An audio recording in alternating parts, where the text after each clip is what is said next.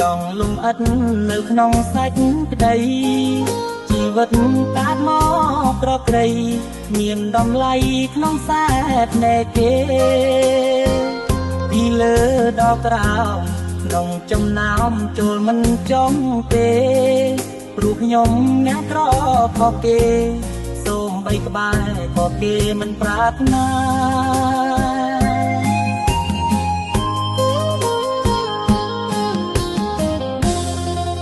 កើតម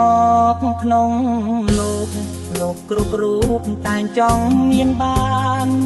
គេខំសល់លុយសឡានគ្រូសិក្សាជួបជុំគ្រួសារខ្ញុំរៀនបានតិចប្រលំបានជួបតែបញ្ហាមិនដឹងដោះស្រាយយ៉ាងណា